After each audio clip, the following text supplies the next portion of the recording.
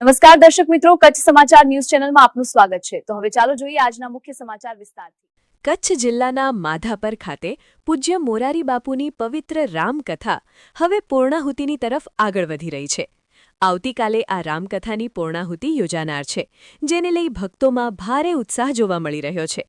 આ અવસરે કચ્છ અને ગુજરાતના જાણીતા કલાકારો જેમ કે શાહબુદ્દીન રાઠોડ, કારણ કે ઘોડા હૃદયનો જરા કોક હસીન વાત કરીને મન મોટું દેખાડે ને આ તો ઘાસ ઓસમાણ મીર,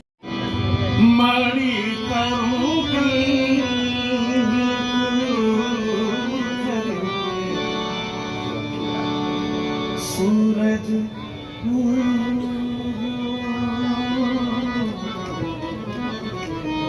પિયુષ મહારાજ, એવી મારા મહાદેવના ચરણોમાં પ્રાર્થના કરી મારા શબ્દોને વિરામ આપું છું। બાપુ, હું આપનો કાયમ માટે ઋણી રહેવાનું છું કે આપ અમારા જેવા નાનકડા કલાકારોને મોટા મંચ ઉપર લઈ જાવ છો। મોરારી બાપુના સાનિધ્યમાં આવી અને આટલું બોલી જઈએ ને તો અમારા બજેટની અંદરમાં વધારો થાય છે।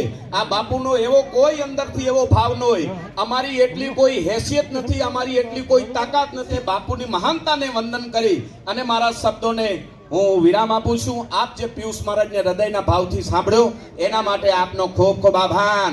માધાપર की जनता, ये कच्छ की जनता का मैं आभारी हूँ। जय जय गरवी गुजरात।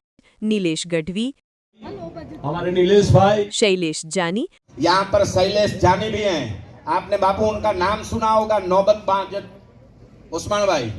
એનો એક સેમ્પલ આપી દઉં। હલો, હવે મારી વાત સાંભળો।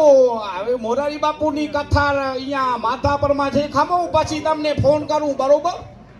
અને રાજેશ ગઢવી સહિત અનેક કલાકારો તથા મહાનુભાવો કથા પૂર્ણ થવાની પૂર્વ સંધ્યાએ ભાવવિભોર બની કથાસ્થળ નજીક આવેલા ફાર્મ હાઉસ ખાતે પૂજ્ય મોરારી બાપુના ઉતારે પહોંચ્યા હતા, જ્યાં બાપુના આશીર્વાદ લીધા અને દર્શનનો લાભ મેળવ્યો હતો।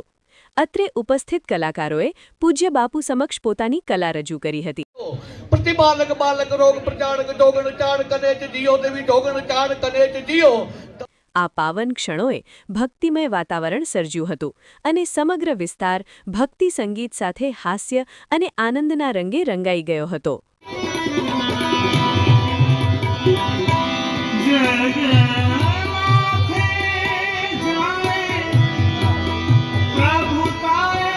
નમસ્કાર દર્શક મિત્રો, આ હતા આજના મુખ્ય સમાચાર। તાજા સમાચાર સાથે ફરી મળશું। જોતા રહો કચ્છ સમાચાર।